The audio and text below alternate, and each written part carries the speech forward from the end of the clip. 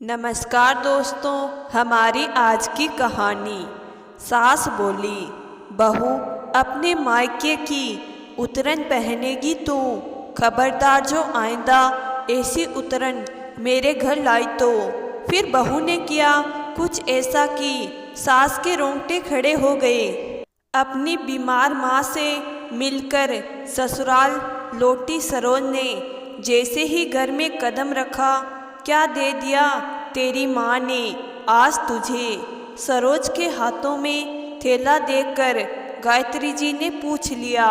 हिचकते हुए सरोज ने थैले में से निकालकर एक साड़ी अपनी सास गायत्री जी के सामने रख दी। साड़ी को उलट पलट कर देखते ही गायत्री जी की त्योरियां चढ़ गई। ये साड़ी तो पहनी हुई लग रही है। तेरी माँ ने क्या इस बार पुरानी साड़ी दे दी तुझे? जी माँ जी, वो माँ की ये साड़ी मुझे बहुत अच्छी लगती थी, तो इस बार माँ ने ये साड़ी मुझे ही दे दी। अच्छा, तो अब इतने बुरे दिन आ गए हमारे जो अपनी मायके की उतरन पहनेगी तू।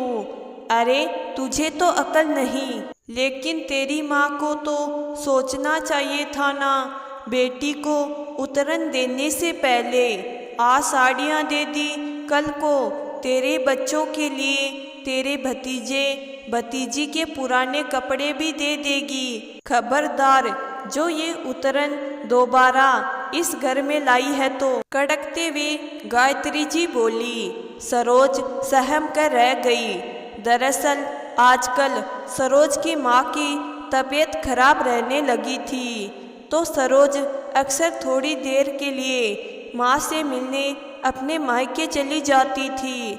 अब ऐसे समय में माँ और भाभी कुछ देना चाहती तो सरोज खुद ही मना कर देती थी। कहती, मैं तो सिर्फ माँ से मिलने आ जाती हूँ, इसलिए प्लीज आप लोग ये लेना देना मत किया करो। खुशी का माहौल हो तो मुझे भी कुछ लेना अच्छा लगता है, लेकिन इस वक्त आप लोगों पर बेवजह का बोझ डालना मुझे बिल्कुल अच्छा नहीं लगता। इस बार जब वो अपने मायके माँ से मिलने गई तो माँ की अलमारी में टंगी गुलाबी बनारसी साड़ी देखकर बोल उठी, माँ तुम्हारी ये साड़ी मुझे बहुत अच्छी लगती है। जब तुम इसे पहनती थी तो सच में बहुत अच्छी लगती थी। ये साड़ी आपको नानी ने दी थी ना? हाँ बेटा, लेकिन अब कहाँ मैं ये साड़ी पहनूंगी। तुझे पसंद है तो तू ले जा, मेरी निशानी समझकर। माँ की बात सुनकर सरोज भावुक हो उठी। ऐसा क्यों बोल रही हो माँ? देखना तुम ठीक हो जाओगी। कहते हुए सरोज अपनी माँ के गले से लगकर बिलख पड़ी। उसे भी अंदेशा था कि अब माँ ज़्यादा दिन नहीं निकालने वाली। वापस आते वक्त माँ ने सरोज के थैले में वो साड़ी डाल दी, लेकिन जिस साड़ी को सरोज माँ की निशानी समझकर लाई थी, वो उसकी सास को सिर्फ उतरन नजर आ रही थी। सरोज का मन खिन्न हो गया था। उसने ठान लिया था कि अब वो कभी अपनी माँ की कोई चीज़ नहीं लेकर आएगी। जहाँ सिर्फ पैसों का मोल हो, भावनाओं का नहीं, वहाँ कुछ लाने का क्या फ़ायदा। कुछ दिनों बाद ही सरोज की माँ चल बसी। पूरे परिवार में शोक का माहौल था। सरोज 13वीं तक अपने मायके में ही थी। 13वीं के दिन सरोज के पति और सास ससुर भी सरोज के मायके गए थे। सारा काम निपटने के बाद सरोज जब विदा होकर वापस ससुराल जाने लगी तो सरोज की भाभी माँ की अलमारी से निकालकर माँ के कंगन सरोज को देते हुए बोली, दीदी माँ ने कहा था कि ये कंगन सरोज को दे देना।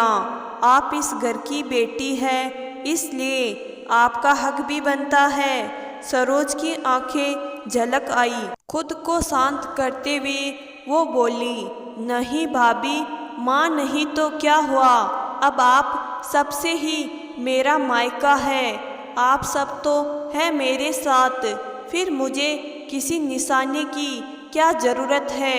ये कंगन आप पहन लो, क्योंकि माँ की छवि अब मुझे आप में ही नजर आएगी। कहते हुए सरोज ने वो कंगन अपने भाभी के हाथों में पहना दिए। पास खड़ी सरोज की सास और पति भी देख रहे थे, लेकिन कुछ कह नहीं पाए। सास को तो सरोज पर बहुत गुस्सा आ रहा था। घर आते ही सरोज की सास उस पर बिलख पड़ी। भला इस वक्त भी कोई मना करता है लेने से? इस वक्त तो बेटियों को देने से माँ की आत्मा को शांति मिलती है। जब अपने मन से वो दे रहे थे तो क्या ज़रूरत थी मना करने की? बाकी के सारे गहने तो उस भाभी के पास ही रहने थे। आज सरोज के मन का दर्द शब्द बनकर होठों से निकल पड़े। क्यों माँ जी, मैं भला माँ की उतरन इस घर में कैसे ले आती? आपने ही तो कहा था कि आइंदा कभी मायके से उतरन लेकर मत आना। वो साड़ी तो माँ ने मुश्किल से 2-4 बार पहनी थी, लेकिन वो कंगन तो माँ हमेशा पहने रखती थी। फिर वो उतरे हुए कंगन मैं कैसे ले आती? माँ जी बोलकर आंखों में आंसू लिए सरोज अपने कमरे की तरफ बढ़ गई और सास निरुत्तर सी देखती रह गई, लेकिन मन ही मन बड़बड़ाती रही। भला सोने के कंगन भी कभी उतरन होते हैं? मुझे क्या, खुद ही अपने पैरों पर कुल्हाड़ी मारे तो मारे, बेवकूफ़ कहीं की। तो दोस्तों, सरोज ने जो किया वह सही किया या गलत, कमेंट बॉक्स में ज़रूर बताना। धन्यवाद।